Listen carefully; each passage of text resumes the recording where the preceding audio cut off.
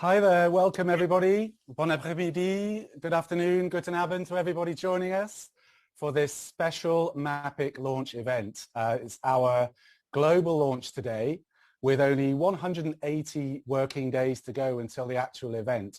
MAPIC is officially on this year and what will be the 27th edition, and I should know about that because I've been to about 25 MAPICs. My name is Dan Innes, the founder of the international marketing agency Inesco, and on behalf of the MAPIC family, we have a full program for you today, packed efficiently into 1 hour, and we're delighted that you can come and join us today. So without further ado, you'll be hearing today from Samantha Etienne, Chief Executive of Sephora Collection, interviewed by Mimosa Spencer, who's the Senior Business News Editor at Women's Wear Daily, WWD. And she's going to be discussing the notion of quality and how that's changed, also about looking good and feeling good, body positive, skin positive, and of course her views on how the store is integrated with the consumer journey. Then we have an interview with Nicolas de Villiers, who's president of Puy de Fou, interviewed by Charlie Reed from Blue Loop. And Nicolas is going to talk about their theme park expansions and in particular their interest in city centre locations. And thirdly, we have Carl Wambach joining us. He's Executive Vice President of Europe at Brookfield Properties, and he's going to be in a presentation with Jonathan Doughty, Global Head of Food Service, Leisure and Placemaking at ECE Marketplaces. And that's going to include a Q&A all about their work in Berlin at Potsdamer Platz. Everybody who's dialed in, after that hour, there will also be some interaction with some of the speakers. So if you've already registered for MAPIC Digital, please do switch across after this hour to the MAPIC Digital platform for about 30 minutes afterwards, when some of the speakers will be available in private chat rooms. After each interview, there will also be a Q&A. So please use the chat function, which you'll find, sorry, beg your pardon, not the chat function, the Q&A function, which you'll see as a separate chat window. Use the Q&A function to place questions to each of the speakers, and the interviewer will pick out some of those to ask at the end. So, but before all of that, it's my absolute pleasure to introduce Nathalie Depetro, who's the director of MAPIC, and she's going to help me summarize MAPIC 2021 for you. So first of all, welcome to Nathalie. Hi Dan, hi everyone. And being all together for this MAPIC 2021 avant-première brings a sense of optimism, don't you think so? I do, I think so. I think the last 18 months for everybody has been difficult, but it's been interesting and inspirational to see the way there are parts of the industry that have adapted to the new marketplace. Nathalie, thank you for these first few minutes with you. I want to ask you a few questions about MAPIC 2021. The theme is People and Places, a new chapter. And I mean, this event's going to be one of the first major retail events since COVID. I mean, tell us about the way in which COVID has impacted MAPIC. Obviously, we remember that last year was postponed and it was on to MAPIC Digital. But tell us how MAPIC is affected this year. Sure. First, we are all very pleased to get the chance to once again meet physically in Cannes. We were missing Cannes and MAPIC, and the event will take place on Tuesday to Thursday rather than the traditional Wednesday to Friday format, and from November 30 to December 2nd. Slightly later. Different dates too. So with COVID-19, we have seen a huge acceleration on three main trends that were already identified, but the acceleration was really, really important.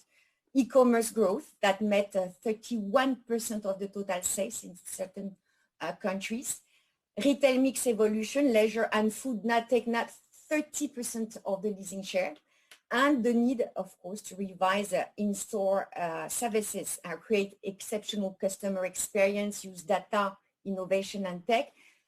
So in response to this evolution, MAPIC has changed its value proposition, which is quite important 27 years later. It's not anymore or only a shopping mall event. It's more than that. It becomes the show, the international show that allows its participants to build vibrant retail and urban lifestyle destinations. And this is really important to mention urban, because it's not only, in shopping centers, it's also in cities, territories in general. So becoming a lifestyle destination is more than ever a necessity, because retail sites must refine their offer and need to become multi-purpose destination. It is a real mix of extensive leisure activities, food, of course, fashion, health and wellness, culture, hotel, co-working spaces, so that will feed the functional requirement of consumers and the new requirement, as well as they need to socialize. So therefore, MAPIC 2001 now includes Leisure Up, or a leisure show, and all the appetite. All in one event. Yeah, and the appetite, the food one. And he was initially in Italy, and it's going to be in Cannes now with MAPIC. So you're right, 3 in 1. And we also revised the customer experience by reinventing the show configuration or services. And in fact, we adapted our commercial offers to fit budget constraints. We decided to break the rules and modernize our offer to more, for example, no more traditional conference room, but an on-site live TV studio connected to the digital platform for those who won't be able to attend physically. MAPIC will be on 2 levels instead of 3. 50% of the Riviera space, I know the big one at first, from the seaside, will be reserved and already reserved by occupiers, tenants, and they will exhibit from the food industry, new fashion concept, digital native brand, leisure, just to name a few like Vekoma, the big picture, Worldtopa, Triotech, etc. And a strong presence also of tech and digital, but it was also the case the last 2 years, but we increased the space. We have a lot of demand, and we're working with different companies, and notably with Retail Reload, Mr. Yves Curtat, to set up the store of tomorrow. We want also our clients to experience. And the cities will exhibit to showcase their needs, to animate and entertain, in fact, their citizens. So, I mean, so it's quite a heavy program. It is.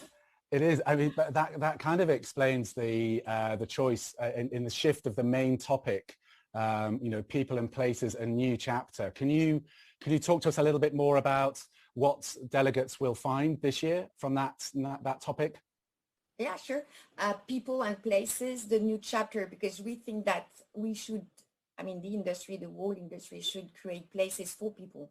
And so the whole industry has to encompass human and face-to-face interaction. So 2 key MAPIC themes will include new consumer and new priorities, because it is around friends and family, expectation of experience, again, sustainability, humanity to be expressed in the brands they choose, but also in the destination they visit, with, of course, a focus on the synergy between retail, leisure, and food and placemaking. Mixed use, I talk about it. It's a multi-purpose destination, lifestyle destination designed to appeal to our desire to spend time together, but also have emotions. I think it's really important, emotion that we cannot have when we're on our computer, very different. And we also offer dedicated closed-door events for cities, outlets, investors, food, and leisure. The idea is to maximize the return on the investment of our clients by selecting the audience between 50 and 100 participants by event. And we will facilitate the match between the buyers and the sellers.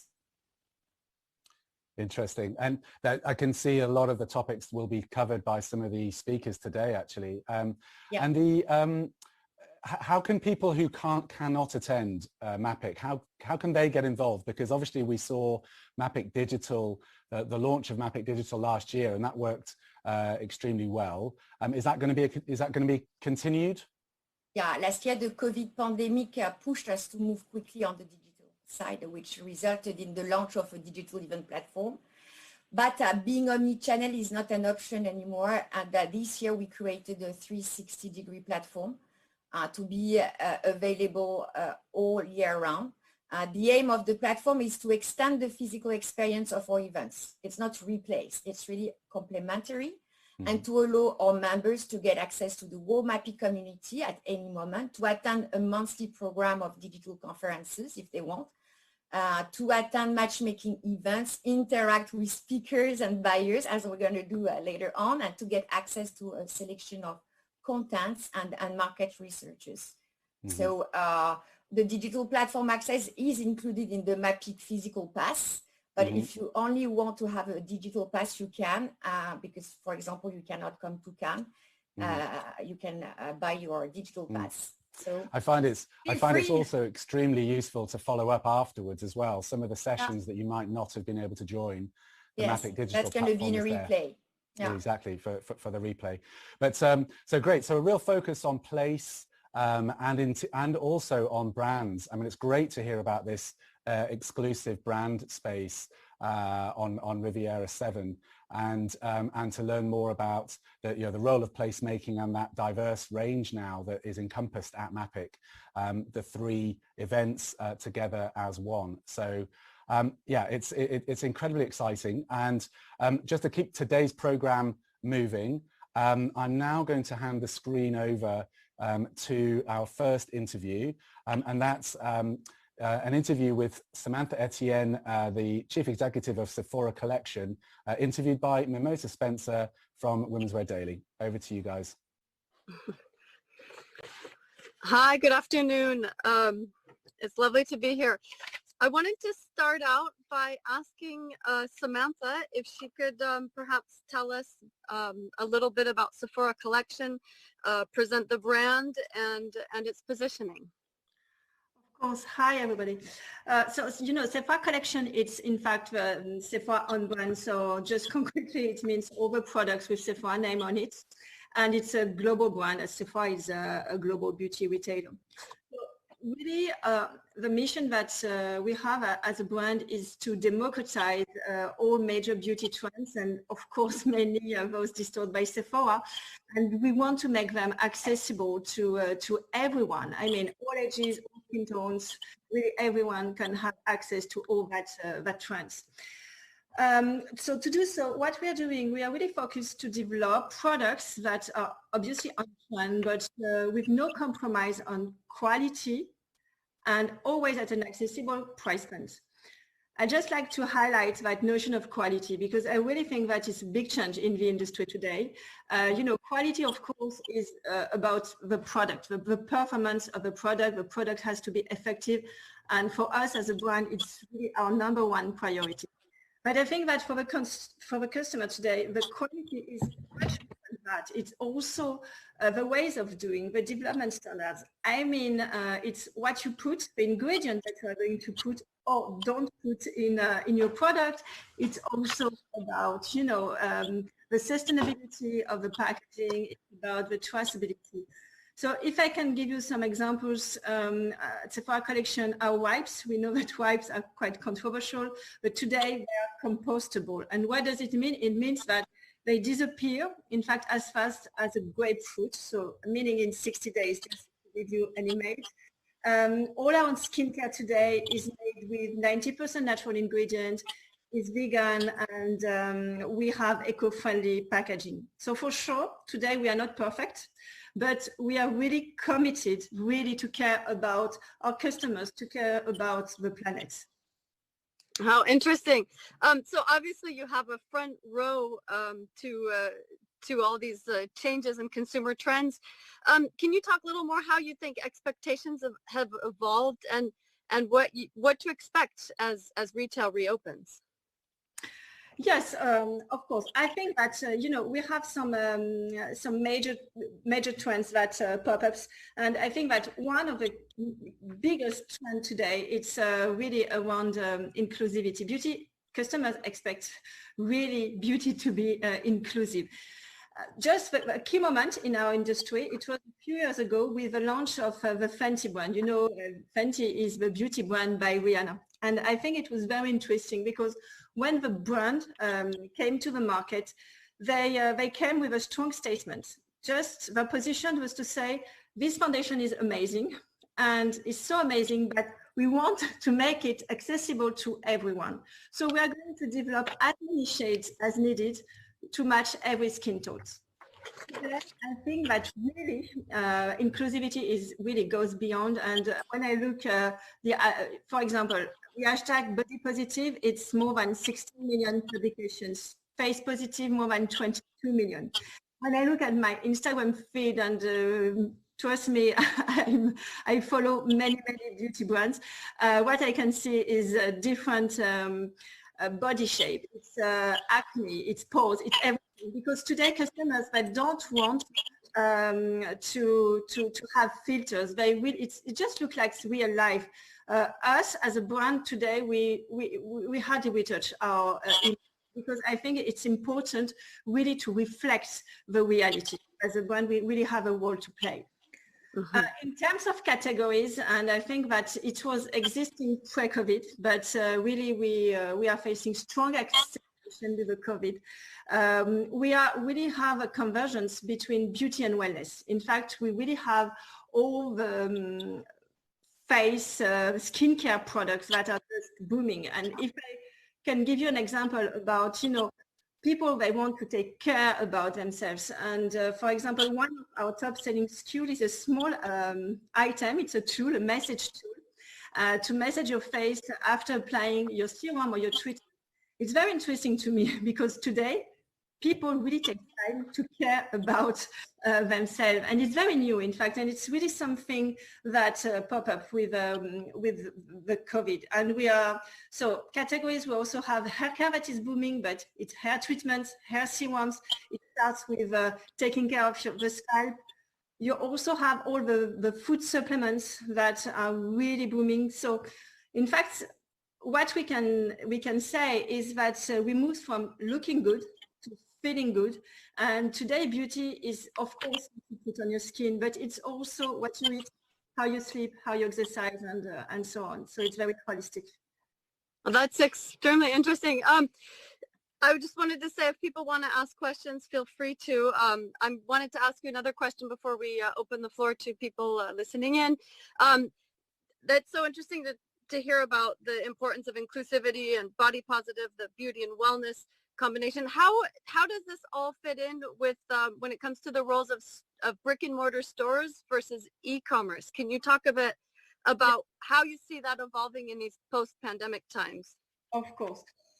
So I would say that, during the COVID, of course, we talked just a little bit earlier, e-commerce, it was a big boom. And we know that in digital, the customers, they discover new products, they get information, they compare products online, for sure. And I will say that it's part, and it's going to stay part of the consumer journey. But consumer journey is much more complicated than that. And we constantly will have back and forth between offline and online. So I think that what will be super important for brands is really to think omni-channel. I mean, we will have to be very consistent across that journey in terms of everything, images, messages, services. For example, a service that just was so important because it was very convenient for the customers, it was the click and collect. So it's omni-channel, you buy online, you pick up your products in store. And this is part today really of the new habit of the consumers. Just want to highlight that the store, I really think, play a key role. And to give you an example, our stores in France, we opened, it was, I don't remember now, maybe 15 days ago, something like that. And the traffic was really amazing. We were surprised. So many people just wanted to go in store because you cannot replace, all the experience, the central experience that you can have in store.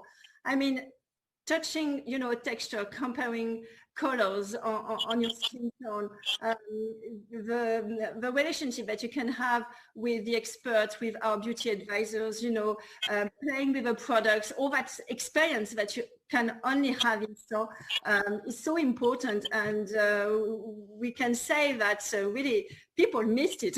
So they visit our stores. And so I really believe, and we believe at Sephora, that when it will be possible, again, events will play really a big role to launch a new product, to launch a new brand, because really this is the way you can create an immersive experience, something very specific. So we will have to continue to push even more the experience and all that sensorial experience that you can have in store.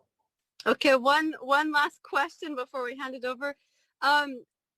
Yeah, it's really interesting hearing your vision, you know, looking forward. China is a market where a lot of new things are happening and being tested. They're far ahead of us in a lot of realms. Can you talk about some of the things that Sephora is doing in China? Of course. So China, it was, you know, the first country affected by the COVID and first to recover. So the number one thing I will say, and it's very positive and encouraging for Western region, is that China is back on track first. What is super interesting is that makeup is back on track, and even lipstick, because obviously when you're at home and you mask, you don't. So it's a very, very positive signals for all the beauty industry. Digital is, you know, the digital experience that you can have in China is super sophisticated if we compare versus the one that we can have here. And it's really part of the funnel, part of the journey. We have all that social selling that is so important in China, but also the live streaming. So, you know, in France, we have some, I would say, some brands that try to have live streaming, but it has nothing really compared to what is happening in China. Live streaming with KOL really plays a big role in the funnel, and it's super important. You have to play with it. And I just say that sustainability is also on the rise in China, really taking care of the planet. It's super important. So as we can experience here in France or in other regions, sustainability is really super important. And so it's for the best. So we can say that it's good news. Thank you so much, Samantha. Very interesting. I'll pass the floor back to Dan now. Thank you very much indeed. Very interesting. And it's great to see beauty and cosmetics you're bouncing straight back. Right, on to our second interview. We have Nicolas de Villiers, President of Puy de Fou, interviewed by Charlie Reed. Over to you, Charlie. Hello, everybody. Hello, Nicholas. Great to see you again. How are you today? Fine. Thank you very much, Sean. Good stuff. A brief introduction. Puy de Fou is a remarkable theme park, one of the leading theme parks in the world. Not last year, but the year before, got well over 2 million visitors. So I thought I'd start initially, Nicholas, if you can give us an overview of what makes Puy de Fou so unique.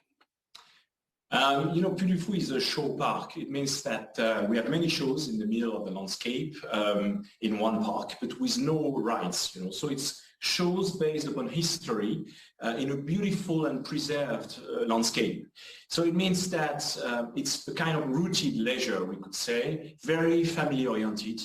We prefer, let's say, emotions versus physical sensation, because, you know, when the physical sensation doesn't last a long time, emotions are forever. So Puy de Fou has chosen not to talk to the body of the people, but to the soul of the people, to the heart of the people. This is the reason for we deal with many stories based upon history with our shows. Fantastic. And I know after running a successful park in France for, was it over 30 years, almost 40 years, you've been branching the brand out and growing it. So tell us about Puy de Fou España.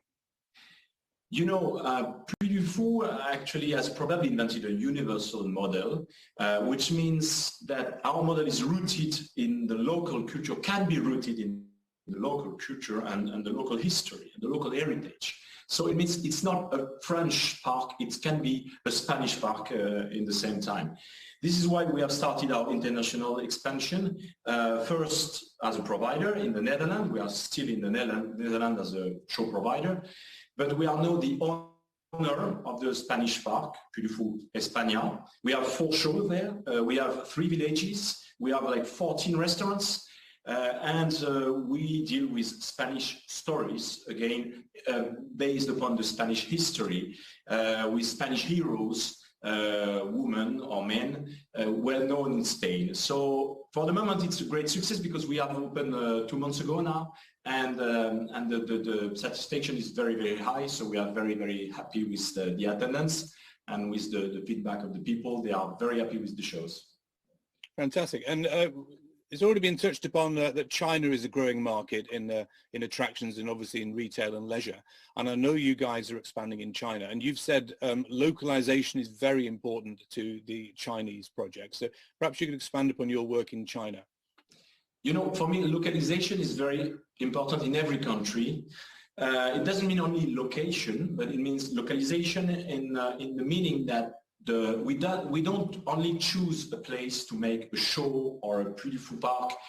The place is also choosing us, if we can say that, because we deal with history. So the place we have chosen in Shanghai is full of the history of the 30s, where many dramas took place in Shanghai. And this is the same idea as we did in Spain or as we have in France. We have not chosen a place with no history. It's some places very, very important for us to deal with authenticity, you know. For us, 2 things are very important to choose the place and the location of the project. Authenticity, which means the project has got roots, you know, and beauty, of course, because it has to be very beautiful. This is the reason for you come to a Puy du Fou project, you visit a Puy du Fou show because of beauty and because of authenticity. So talking about beauty, the parks are essentially in rural areas. And I think with regard to Saga China, which is a different project in China, that's different again. That's an urban Puy du Fou. So perhaps you could talk about that. Yes. You know, Puy du Fou Park is, like I said, is in the middle of the nature, in the middle of a preserved landscape. And then all the architectures are integrated in this nature because we want that the people coming to visit the Puy du Fou forget their quotidian life and quotidian troubles. And this is the way we have developed our Puy du Fou concept. And now the new concept in Shanghai is not called Puy du Fou, but it's called Saga, which means it's a new concept. It's a new urban concept, like you said, because we think that it's good to start in China with something easy, with an easy access for the Chinese people. You know, Chinese urban people, they can't stay in the same place a long time during like 2 or 3 hours, like we can do in Europe, sitting in a seat watching a show. So what I thought for Shanghai was a new urban concept downtown, which is based on the same idea, which means we tell a story is inspired by history. So it will be a real story inspiring the story that we will tell in the show. It's a 2 hours experience dealing with the 30s, like I said, in Shanghai.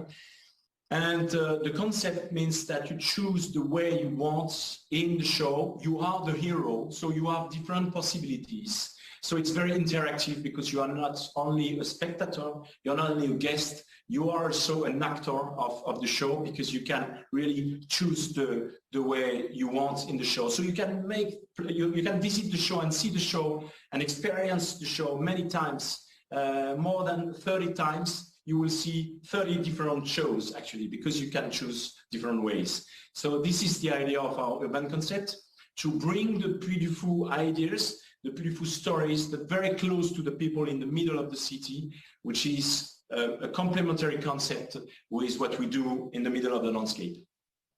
Okay, and in terms of China, there's obviously huge potential for growth in China.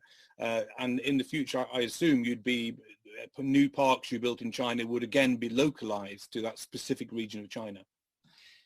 In China, we're talking with many regions presently because many regions are interested in, let's say, setting up a Puy du Fou park.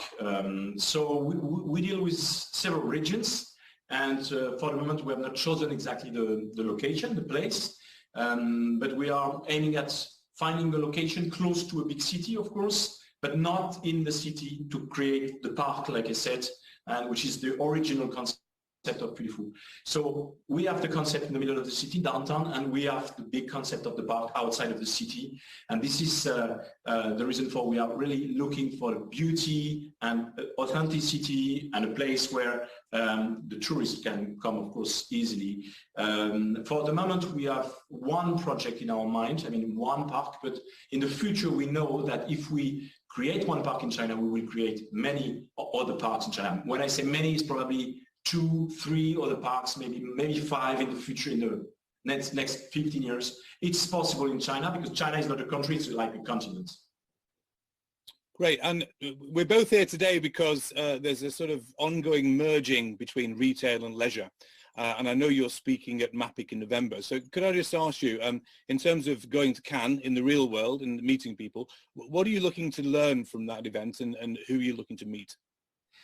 I would say I would like to learn what are the new visions in the real estate industry, the way the world can be arranged and organized in the future, because I think a Puy du Fou park could be the heart of a real estate project. And we are now talking with some people in the real estate industry to imagine some kind of new city, but in the middle of the nature and around some leisure like we did in Puy du Fou. So it's very interesting for me to understand exactly what are the new visions of the real estate industry in general in the world, to see if our vision and the vision of this industry can maybe fit and find ways together. And I would say I will be very interested in meeting some investors interested in a new concept of live immersive show, like I said, in the middle of the city, but maybe in the other concept of Puy du Fou that I already described. Fantastic. So in investors going to Cannes in November, you know who to meet up with when you get there. One question coming in from the audience, Nicolas, is what about in terms of digital? Your parks are famously about shows and spectacle and wouldn't immediately spring to mind as being relied upon digital. How important is digital to your business? For me, the digital issue is probably the key issue for a leisure park in the future. If you don't have any digital gates to the experience you offer to the people, you will die. So, of course, we are working actively, presently, on the digital way to tell stories, because you can tell stories inspired by history, not only in a show, but also on your iPhone and on all the digital devices. So yes, of course, the digital strategy is part of our strategy, and in the future you will see movies, series made by Puy du Fou. Yes, we will do it. Oh wow, that is exciting. A question from Francesco. Will it be possible to have some figures on the impact that a great attraction like Puy du Fou has on the region and the local economy? When a visitor, a guest, spends €1 in the Puy du Fou, he will spend 3.2 euros in the region. So it means the impact is multiplied per 4, €1 in Puy du Fou and more than 3 euros around in the region. That's when we employ 1 people, it means that we will create between 2 to 3 employees around in the touristic industries, in the restaurants, hotels, but also in the providers for the park. You know, so imagine that a park as Puy du Fou has like 5,000 providers in the region and in the country. So yes, it creates a lot of, let's say, business in general. This is some figures I can say now. Cool. Wow. So so when you go to MAPIC in November, you'll be obviously hoping to speak to investors from around the world.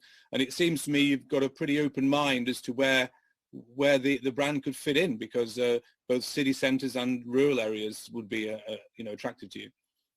Yeah, I think we can really set up the urban concept in many cities in the world as soon as they, let's say, they like to go to the theater, to the cinema, to new experiences.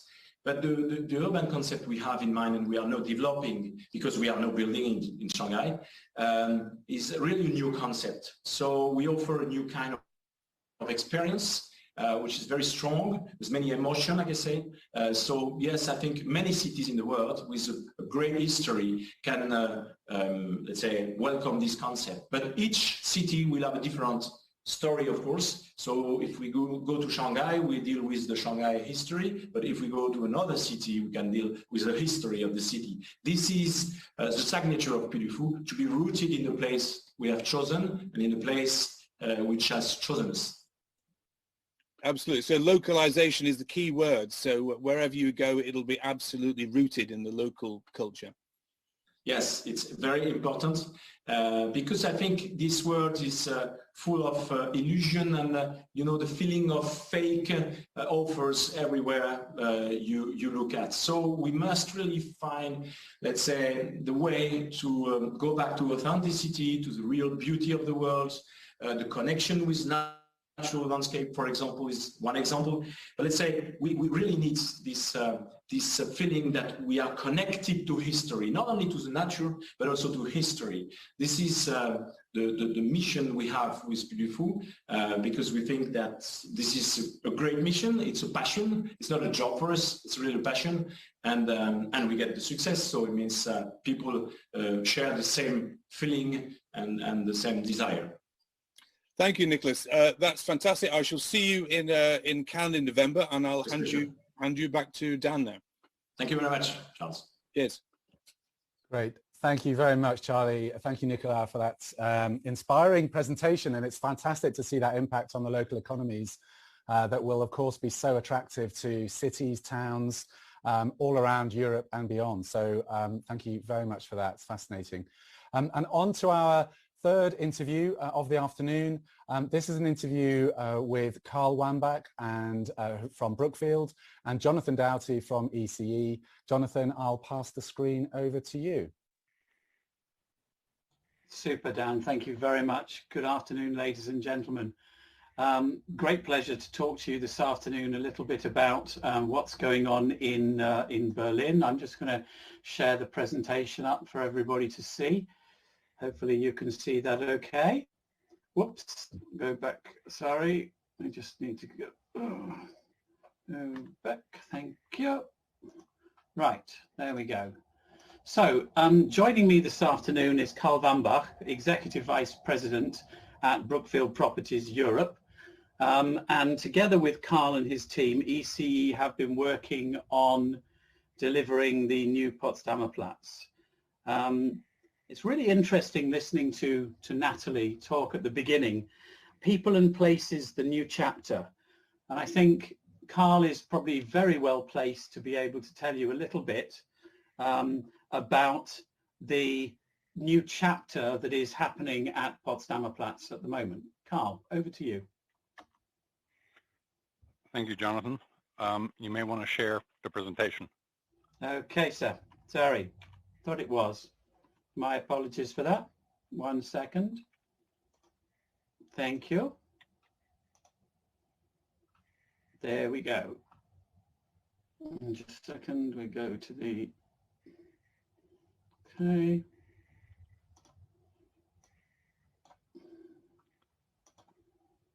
Can you see that okay? Yes, you can see that, Jonathan. Yes. Fine. So, there we go, second. Slideshow. So, thank you very much, Jonathan. So, when we acquired Potsdamer Platz in 2016, it really was in shambles.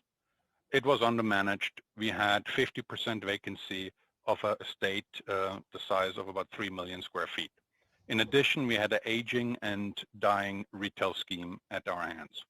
So what we did, we assembled a team of expert urban planners, architects, and operators, and really set out a master plan to revitalize Potsdamer Platz. And what you're seeing here gives you a glimpse of what we're about to roll out. We actually today had our press conference for announcing the pedestrianization of one of the major streets within the estate. We're going to be Berlin's largest pedestrian area. We are creating 4 hectares of pedestrianized zone with activated ground floor retail. When we acquired the estate, we had a total of 2.5 kilometers of inactive ground facade at the heart of Berlin. And it was basically just a child of its time. It was the zeitgeist back then to have introverted retail schemes, but because of everything that has happened, we wanted to create a vibrant, urban environment, for Berliners and its visitors, and basically roll the scheme forward and future-proof it for the next 25 years.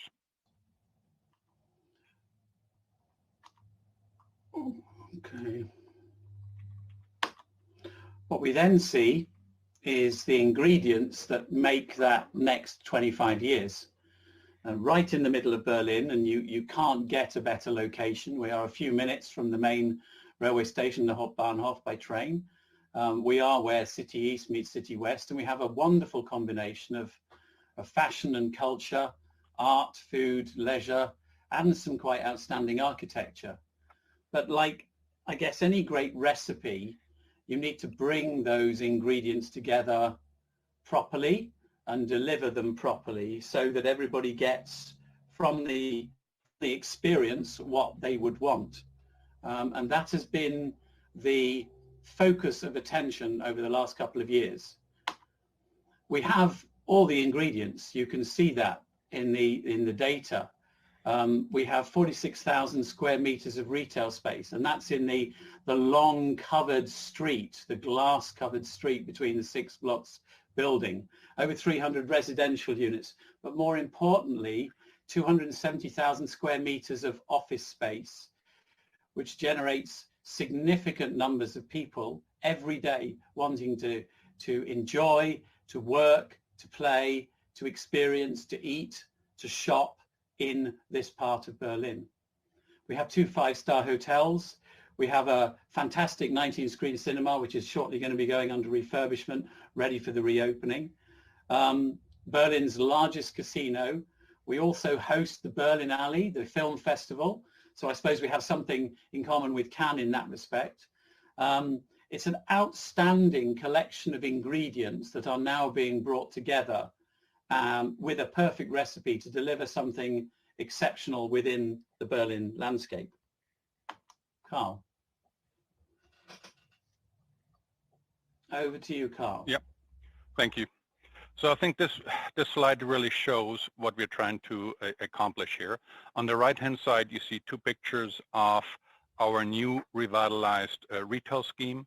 We had a 1990s vintage mall. It was all pretty dull and boring, consisting of 6 buildings. It was zigzagged with escalators and connector bridges. We took all of that out. And when we analyzed the backbone of the scheme, I mean, it was very, very robust.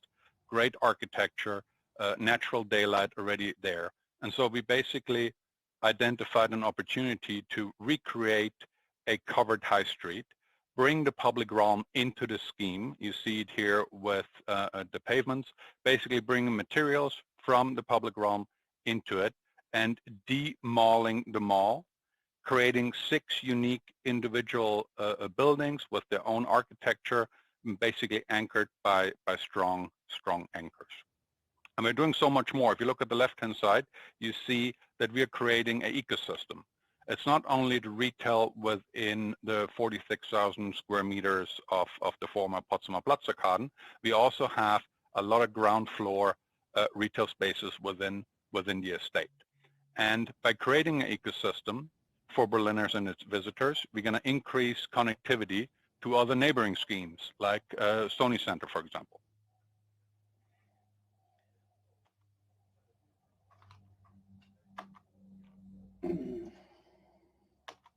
So we then look at the tenants that are coming, the occupiers, our partners that are going to be sharing this amazing place with us. And whilst we still have just under a year to go, we're well over 50% let on the project at the moment.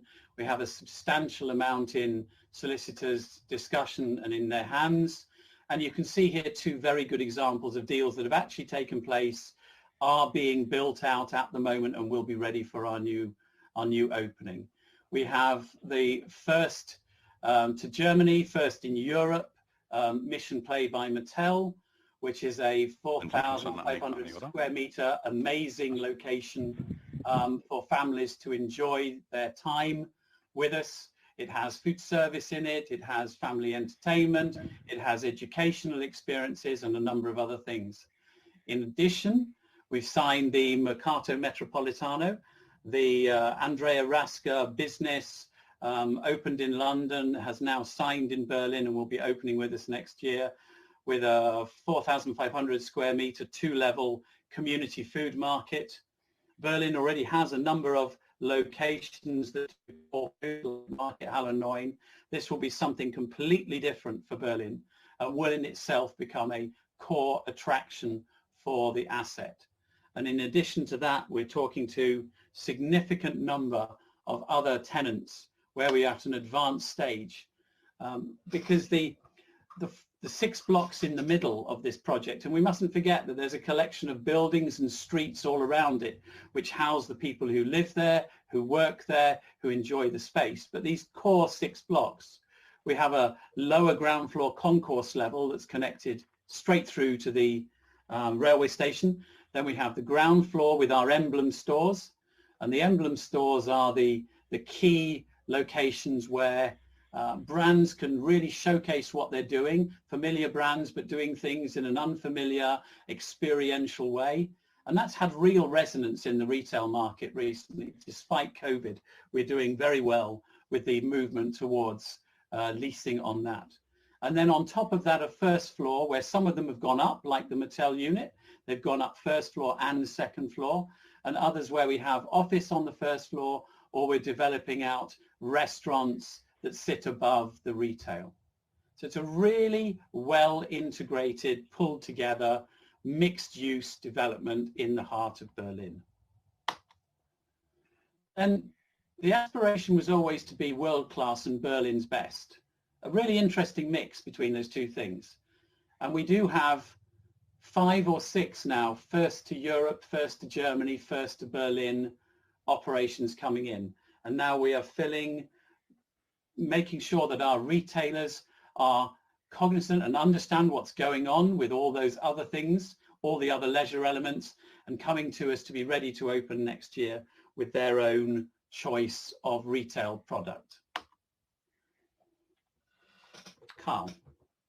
I think this slide shows what Jonathan just said. I mean, we have some of the best, content in the world, but also some local homegrown tenants, very good. And like one of the interviewers before us said, entertainment, leisure, and retail are continuing to merge. And we have all of the ingredients here at Potsdamer Platz to create that ecosystem and have significant enough mass, critical mass, to be, at the forefront of that movement.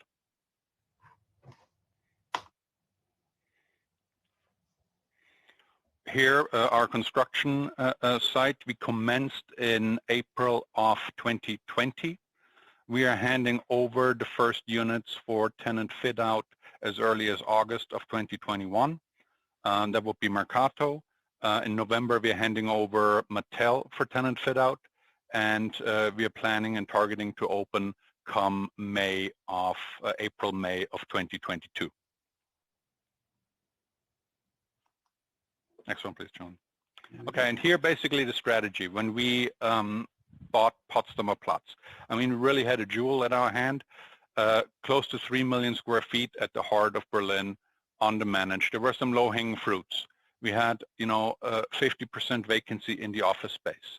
It is the largest office market, the most densely populated office market in Berlin. We have a population of about 30,000 office workers that were underutilized. We fully leased up to 100%, very well diversified. It was very dull and corporate at the beginning, just consisting of 3 major corporates, and that has completely changed. So we have all industries, we have media and technology, very international, and the age cohort, we just reduced the median age significantly. The second building stone that we focused on was leisure, because we knew, okay, we have a resident population of office workers, and we also have, supreme and designed entertainment venues, theaters, with a capacity of 1,700 people. They could hold any Broadway show. We have at 19 screen, the largest multiplex in Berlin. We have Germany's largest and most successful casino. So we looked at there, we re-geared existing leases, extended them always in exchange for a capital program. We brought new content, so Magic Mike from the Hippodrome in London came to us. We brought Live Nation over. So that was very important for us to bring new content to Berlin, solidify the leisure and entertainment component. And the goal was always, first in Germany, first in Europe, or at a bare minimum, the only one in Berlin. And then we focused on retail, and the retail basically in the streetscape. So we have 2 retail components, the covered high street, the new covered high street, as well as the 2.5 kilometers ground floor facade. We've leased it. We had enough. We had a retail F&B day back in September. We have enough real estate here that we can really cover every price point from, up to fine dining. All of that is on the way, and then the remaining thing to do is basically backfilling the 20,000 square meters not leased yet in the retail scheme. John? So, okay. With that, we graduated to the highest category within Brookfield. We are now a Brookfield Place, and that is the most elite category any estate can be part of. You see here Brookfield Place, New York and in Lower Manhattan, Brookfield Place, Toronto. We have one in Perth, and so on. That's really important. There's like a 10-point category and list you have to meet. We've been working on it over the last 5 years, and we have utilized all the skills within Brookfield and the track record in creating a fantastic atmosphere here in Berlin, and really place make what is the center and future heart of this wonderful city. thank you, Carl. And I think that to just wrap up on this, it is an absolutely extraordinary place, and it is what we know our guests want in the future. It's so resonant with the people and places theme, the new chapter now. This is a brand new chapter for the whole of Potsdamer Platz. And we're actually holding an event on the 22nd of June in Berlin, because there are so many people that want to see what we're doing there now. The retailers, despite COVID and despite all the difficulties, now understand we don't want to be the biggest. We don't want to have the largest number of frontages, but we're actually going to deliver something quite outstanding. So I would say if people want to join, then please email us as well. Let us know. Very happy to see them there. We have a huge level of interest at the moment, and we hope that it's been an interesting presentation for you all this afternoon. Thank you very much. Thank you, Carl. Thank you, Jonathan. We only have a couple of minutes left, but I do want to ask about that question associated with placemaking. And it's interesting to see how that Brookfield Place product can be exported around. And indeed, obviously, the greatest examples are the existing ones in the US. But it's exciting to imagine that we could see that model, really a benchmark, maybe exported to other cities around Europe. I mean, Jonathan, placemaking, I've noticed is within your title now. Is that merging of leisure and entertainment that leisure, entertainment and retail that Carl mentioned. Just how important is that, and what really has been the difference at Potsdamer Platz? Thank you, Dan. Yeah, I mean, it's massively important, because if you blend leisure with retail, with offices, with accommodation where people live, you end up creating complete day parts and complete week parts. So instead of people just wanting to come to you while they work and leaving again, they want to stay in the evening. They want to go to a show. They want to have dinner out. They want to have drinks with friends. They actually come back at the weekend to the places where they work. I mean, that's extraordinary when you think about it. But if you build it properly and placemaking is all about bringing those ingredients together in the right quantities. You know, that's what it's about. We're not seeing a shift from retail of 85% down to 20% and everything else being leisure. We're seeing shifts of small degrees, but actually really focusing on it. And I think Carl probably can answer better in terms of the Brookfield Place way of doing things. But that's my view on overall placemaking. The Brookfield Place scheme, like I said, we have like a testing mechanism. It's always very local. And, Potsdamer Platz has everything it needs to have within the setting here in Berlin to become a Brookfield Place. And we always analyze every single asset on a, standalone basis. It's not possible to have like one size fits all. The retail in Lower Manhattan is different from what we have here. And we are more, if you look at our overall retail offering here, it's more towards entertainment. It's activities, it is leisure. Yes, we also have a traditional retail component, but it's not heading towards the luxury end of it. And that's really part of our demographics here at Potsdamer Platz. And so I think the short answer is you're going to have to look at it. There is no one size fits all. Okay, great. Thank you very much, Carl. And thank you, Jonathan, for that interesting presentation. If I can ask the technical team just to switch slides, we've got a couple of final dates just to update you on, and in the run-up to MAPIC, we do of course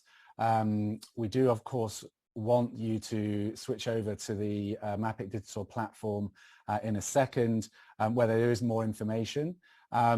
Nathalie perhaps joined me in these closing statements.